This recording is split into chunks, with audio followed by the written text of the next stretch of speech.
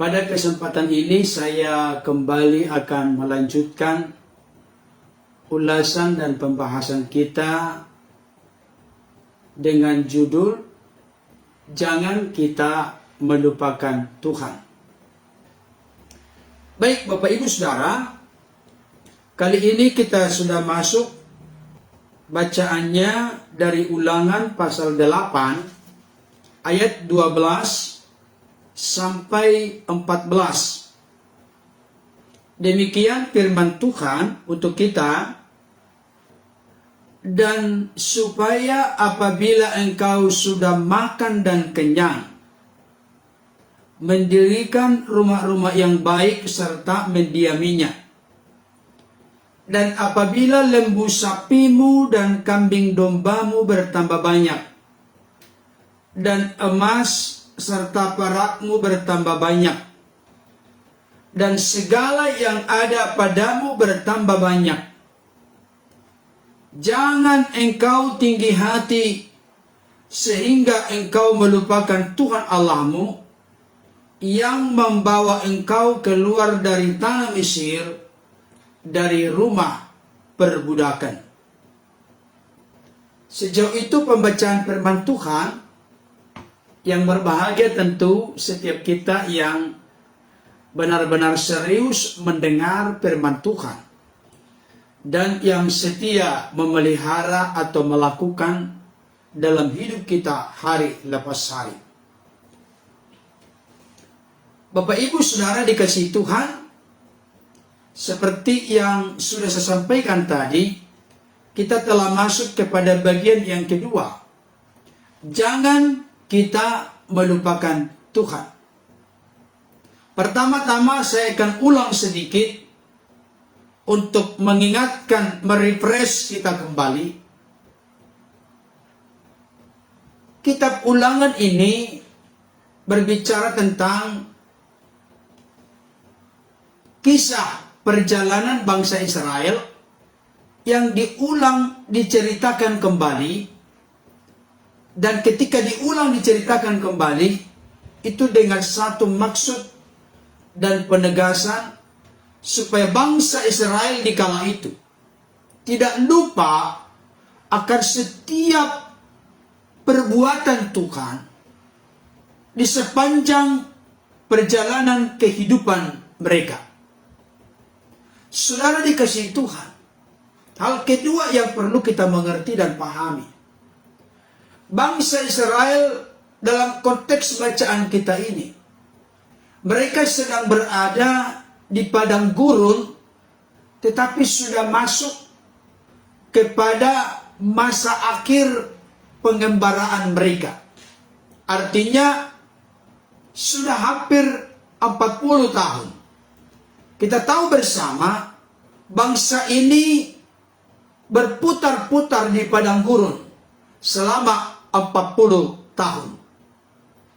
Tetapi bacaan kita ini menunjukkan, mengkonfirmasi, menegaskan kepada kita bahwa bangsa Israel sudah masuk kepada masa akhir pengembaraan mereka di padang gurun. Dan sebentar lagi mereka akan masuk ke tanah Kanaan, tanah perjanjian yang berlimpah-limpah susu dan madunya.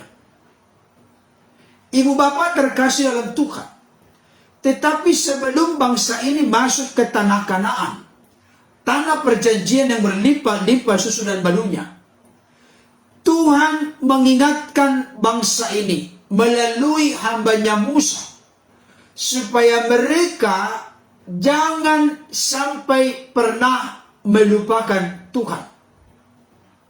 Ini penting. Filosofi dunia berkata, sediakan dulu payung sebelum turun hujan.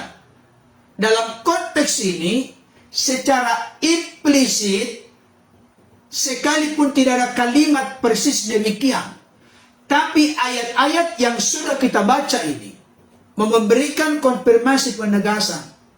Sebelum bangsa ini masuk ke tanah Kanaan, tanah yang diberkati oleh Tuhan, tanah perjanjian yang berlimpah-limpah susu dan madunya, Tuhan berulang-ulang melalui Musa hambanya mengingatkan bangsa ini supaya mereka jangan pernah melupakan Tuhan, atau supaya mereka senantiasa ingat kepada Tuhan.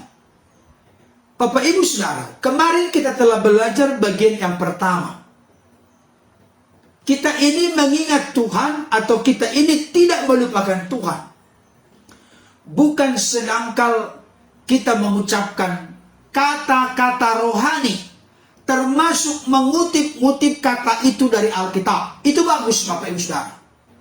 Berarti kita sudah mulai bertumbuh, berkembang. Karena apa? Ketika kita berbicara, maka lontaran kata-kata kita diwarnai dengan bobot, isi, substansi dari firman Tuhan. Tapi kita harus masuk kepada realita, praktek, kenyataan kehidupan kita. Itu terlihat dari perilaku kita.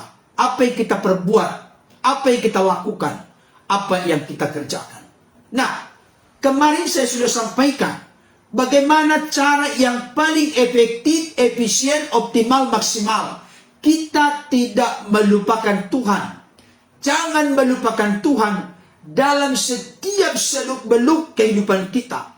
Dalam setiap situasi, kondisi, keadaan kehidupan kita. Biarlah kita memiliki hati yang terus melekat kepada Tuhan, bersandar kepada Tuhan, mengingat Tuhan, mengandalkan Tuhan, membutuhkan Tuhan dalam seluruh aspek kehidupan kita.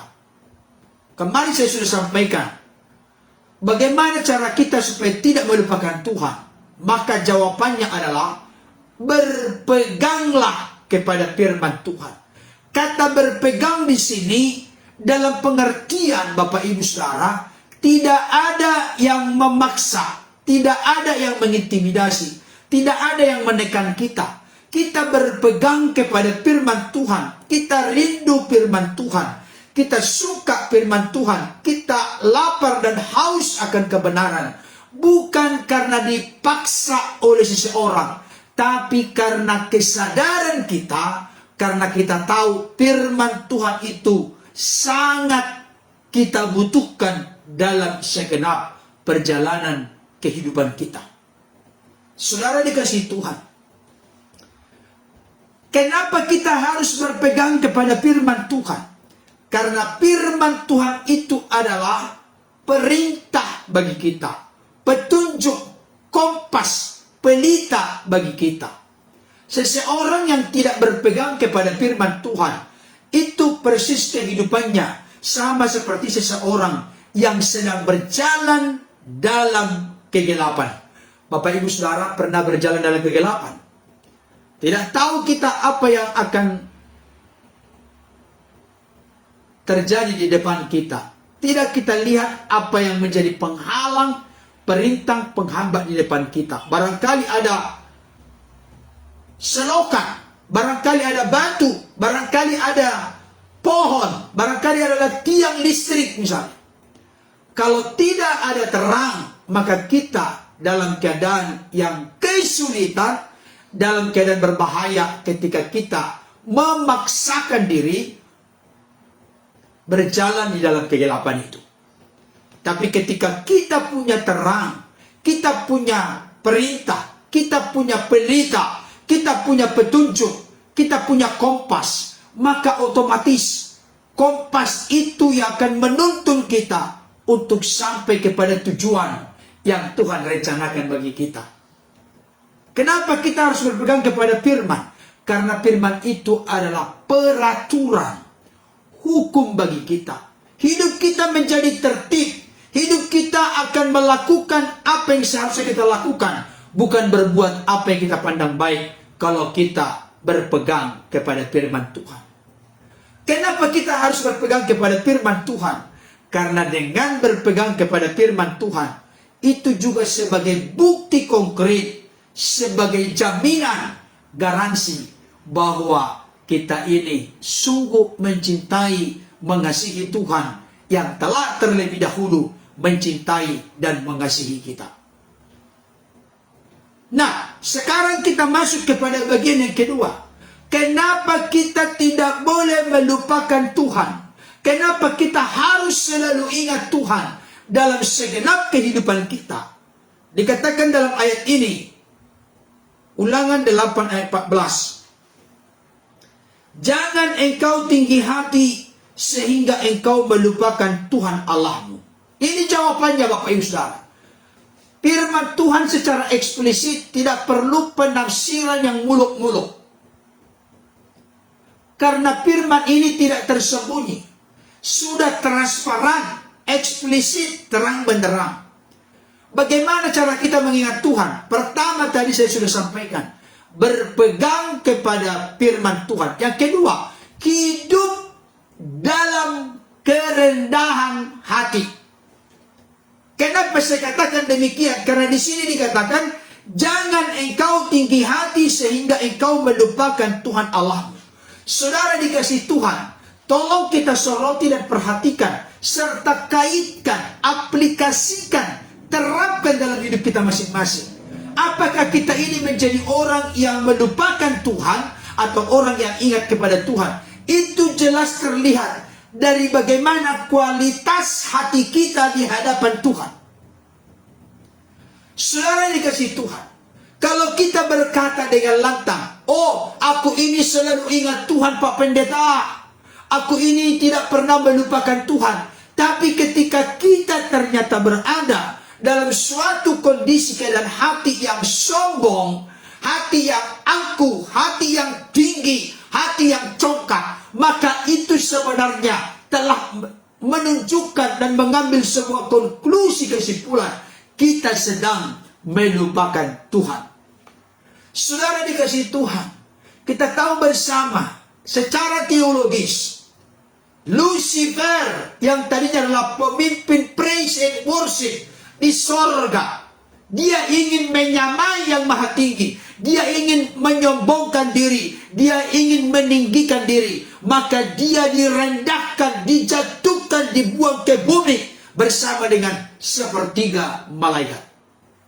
Saudara dikasih Tuhan, dari sejak pertama ketika seseorang berupaya untuk menjadi sama dengan Allah atau melebihi Allah, maka itu sebenarnya merupakan satu sikap hati yang angkuh, sombong, tinggi hati, dan congkak. Saudara dikasih Tuhan, firman Tuhan ini berkata, jangan engkau tinggi hati sehingga engkau melupakan Tuhan Allahmu. Artinya, kalau orang melupakan Tuhan, berarti orang itu termasuk golongan orang yang tinggi hati. Saudara dikasih Tuhan, saya pernah membaca sebuah kamus yang sangat bermutu. Di kamus itu disimpulkan, apa sebenarnya definisi dari sombong, congkak, tinggi hati, angkuh. Saya pun terbelalak ketika membaca kalimat singkat itu. Kesombongan atau sombong adalah kita merasa dan yakin dengan diri kita, kita sanggup berbuat apa saja tanpa orang lain, termasuk tanpa Tuhan. Inilah definisi sombong yang paling wahid, yang paling nomor satu. Saya ulangi kembali. Definisi sombong adalah saya yakin dapat berbuat segala sesuatu tanpa orang lain, termasuk tanpa Tuhan. Saudara dikasihi Tuhan, ini sangat-sangat keterlaluan, sangat-sangat luar biasa. Orang yang demikian adalah orang yang tidak mengenali siapa dirinya.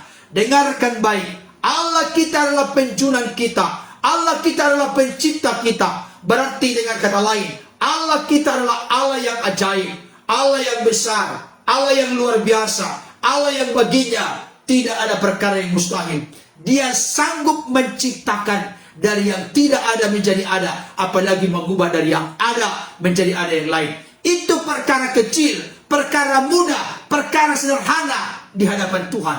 Tapi kita juga sebaliknya harus sadar, kalau Allah pencipta kita, kita adalah ciptaan, kita punya banyak kekurangan, punya banyak kelemahan, punya banyak keterbatasan. Oleh karena itu, jangan pernah kita tinggi hati dalam hidup ini. Setinggi apapun, sejauh apapun, sebesar apapun, kita dipromosikan Tuhan, kita diberkati Tuhan, kita diberikan jalan oleh Tuhan, kita diberikan kesempatan, kita dikaruniakan kesehatan. Saya mau kasih tahu, jangan pernah berkata, ini semua oleh karena diriku, ini semua oleh karena kehebatanku, ini semua oleh karena kelebihanku, ini semua oleh karena kecakapanku. Saudara yang dikasih Tuhan, hanya menunggu waktu saja kita akan mengalami hal-hal yang tidak baik kalau kita dalam hidup ini berkata, aku dapat berbuat segala sesuatu tanpa orang lain, termasuk tanpa Tuhan. Saudaraku yang dikasihi Tuhan, dalam konteks ini dikatakan demikian. Dan supaya apabila engkau sudah makan dan kenyang, mendirikan rumah-rumah yang baik serta mendiaminya. Apakah Bapak Ibu Saudara sudah makan dan kenyang? Oh, tentunya pagi ini barangkali belum makan. Tapi apakah terpelihara kita sedemikian rupa masih bisa makan 3 kali sehari? Kita tidak dibiarkan kelaparan. Kita tidak biarkan menderita kelaparan. Apabila engkau sudah mendirikan rumah-rumah yang baik serta mendiaminya. Apakah Bapak Ibu Saudara sudah punya rumah sekarang ini? Dan sudah mendiaminya dengan bahagia sukacita bersama keluarga? Dan apabila lembu sapimu dan kambing dombamu bertambah banyak, berkat-berkat yang sudah ada pada kita makin hari makin bertambah, makin hari makin Tuhan percayakan. Dan emas serta perakmu bertambah banyak, dan segala yang ada padamu bertambah banyak. Artinya apa? Ini adalah peringatan kepada bangsa Israel. Kalau kita kalimatkan dengan singkat dan pendek, apabila engkau sudah diangkat Tuhan, apabila engkau sudah sukses, apabila engkau sudah berhasil, apabila engkau sudah beruntung, apabila engkau sudah diberkati, jangan tinggi hati sehingga engkau melupakan Tuhan Allah. Saya tidak tahu bagaimana kondisi keadaan kita masing-masing. Barangkali ada di antara kita masih bergumul oleh karena sukar dan sulit susahnya kehidupan. Tapi barangkali step by step, langkah demi langkah Tuhan sudah mulai mempercayakan sesuatu yang lebih. Saya mau kasih tahu, dengarkan baik. Cara kita untuk mengetes apakah kita menjadi orang yang sudah tinggi hati atau menjadi orang yang tetap rendah hati. Coba Bapak Ibu Saudara, ingat eksistensi keberadaan kita sebelum memiliki apa-apa. Dengarkan baik kembali ini. Ingat kembali keberadaan kita masing-masing sebelum memiliki apa-apa. Kita masih orang yang polos, orang yang belum dipercayakan banyak hal dalam konteks mamon, harta benda, uang, kekayaan di dunia ini. Coba dulu bayangkan bagaimana sikap hati kita. Dan bandingkanlah hal itu dengan situasi, kondisi, keadaan hati kita sekarang. Apakah masih sama? Atau apakah sudah kontradiksi, sudah berbeda antara dulu dengan sekarang? Dengarkan baik Bapak Ibu Saudara, banyak orang Kristen kalau belum punya apa-apa, wow, luar biasa rendah hatinya. Bahkan ketika berdoa, wow, sampai lututnya merah, bahkan jidatnya pun merah-merah karena dia sujud. Bahkan air matanya keluar bercucuran. Bahkan dia sampai menangis berdoa kepada Tuhan. Tuhan, tolong keluargaku, tolong suamiku, tolong istriku, tolong anak-anakku. Bela kami Tuhan. Bahkan sambil mengangkat tangan, Tuhan, kami berserah kepadamu. Buka jalan Tuhan, buka peluang, buka kesempatan. Ini kami Tuhan, kami membutuhkan ini dan itu. Wow, rendah hati sekali. Datang dengan rendah hati, datang dengan tersungkur, datang dengan sujud menyembah. Luar biasa sekali.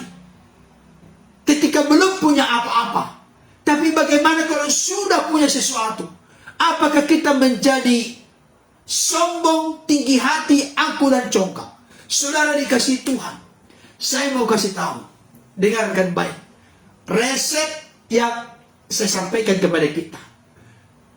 Apapun situasi, kondisi, keadaan kita, bagaimanapun sekarang ini, hal yang sudah kita dapatkan atau apapun pergumulan kita, tetaplah katakan di hadapan Tuhan, aku mau seperti ungkapan bahagia yang pertama. Berbahagialah orang yang miskin di hadapan Allah, karena mereka lah yang punya kerajaan surga. Miskin di hadapan Allah artinya orang yang selalu merasa tidak berdaya, tidak ada apa-apanya, tidak mampu menjalani kehidupan yang baik, benar, bertanggung jawab, kalau bukan berjalan bersama dengan Tuhan dan di dalam kekuatan kuasa Tuhan. Orang yang selalu membutuhkan Tuhan, sejauh manapun dia diangkat, dipromosikan, dibukakan jalan oleh Tuhan, dia selalu berkata dan punya moto prinsip dalam hidup, aku selalu membutuhkan Engkau dalam hidupku Tuhan. Keluargaku mutlak membutuhkan Engkau dalam segala situasi, dalam segala keadaan. Kami selalu membutuhkan Engkau dalam hidup kami. Saudaraku yang dikasih Tuhan, saya kasih tahu, kecenderungan manusia kalau tidak hati-hati adalah lupa daratan, lupa kacang pada kulitnya, sehingga menjadi sombong, menjadi angkuh, tinggi hati, menjadi congkak. Saya kasih tahu, saya sampaikan kepada kita beberapa bagian firman Tuhan terkait dengan hal ini. Amsal 16 ayat 18. Ini janji yang perlu kita ingat. Amsal 16 ayat 18. Dikatakan demikian. Kecongkakan mendahului kehancuran, dan tinggi hati mendahului kejatuhan. Wow, ini ngeri firman Tuhan. Dan ini benar. Kecongkakan mendahului kehancuran. Orang yang congkak itu, orang yang hidupnya hancur, itu bisa diawali dengan kecongkakan. Tinggi hati mendahului kejatuhan. Orang bisa jatuh dalam hidup ini karena dia tinggi hati. Kalimatnya bagus sekali ya. Hancur karena congkak, jatuh karena tinggi hati. Saudara dikasih Tuhan, bahkan ada firman Tuhan berkata begini, Allah menentang orang yang congkak, tetapi mengasihani orang yang rendah hati. Dengarkan baik Bapak Saudara, kalau kita ini rindu menikmati senantiasa dalam hidup belas kasihan Tuhan, jadilah orang yang rendah hati. Saya ulangi kembali kalimat ini. Siapapun kita pasti membutuhkan belas kasihan Tuhan, kemurahan, kebaikan Tuhan, terus menerus dilimpahkan, dicurahkan, dinyatakan dalam hidup kita.